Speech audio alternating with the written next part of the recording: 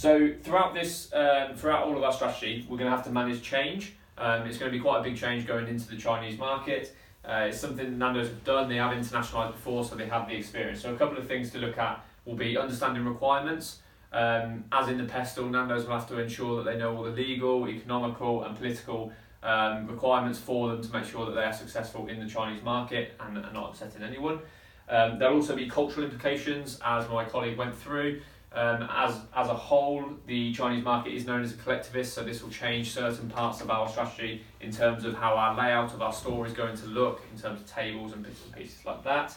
And on top of that, previous experience. Nando's in itself does have previous experience of internationalising, and this resource is something that competitors can't copy, so it is a competitive advantage, but we'll supplement this with further hires of local experience.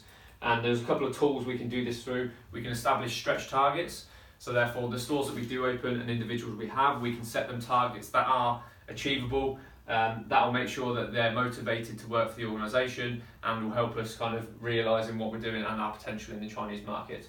As I mentioned, we are reorganisation and new blood. Because of the Chinese culture in terms of how it is set up in its power and its collectivist society, we will need to make sure that we have individuals who are part of a team but also understand the Chinese market. So supplement that with the experience we already have.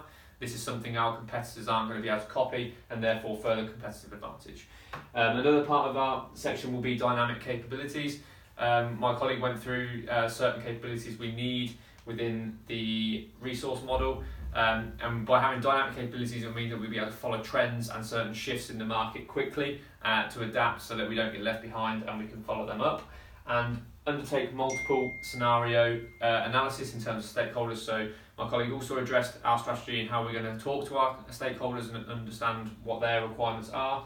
By continually assessing and analysing this situation, we constantly keep on top of what they need and make everyone happy, and therefore have a successful business. In terms of the opportunity that we have, whether it's obviously feasible and whether it's obtainable, we have a couple of statistics here to show you that the Chinese market is a massive market for us to go into. In the fast food industry alone is 150.9 billion in 2017, and it's growing by nearly 10% from 2016. This is a continuous market. Revenue in total tops 4.2 trillion yuan, which is about 626 billion on the US market. Another section that we're really going to target on our strategy is fast food delivery. It's an exceptionally big market that is growing massively. Last year alone, it was 37 billion. By utilising technology, as was talked about in the pestle and a couple of other sections of the presentation, we can really make use of this market, and it's something Nando should be doing as well. It is a weakness in the UK, however, it will be one of our strengths and core strategy in China. Per capita income of China is increasing. What this does is it gives people more disposable income, and with the healthy trend, people are more likely to spend money on healthier foods, which positions Nando's very well in the market and offers an exceptional value to the customer. As for our strategy in action, certain bits of technology, online delivery, utilising local couriers and pieces like that will mean that we can access the market very easily and not just have physical layouts. We also use QR code tap to pay. The Chinese people don't tend to carry wallets or money around in cash. Therefore, having this will give us the option to service everybody. They can just use their phones or their cards and they can just tap on, and that will be easy payments.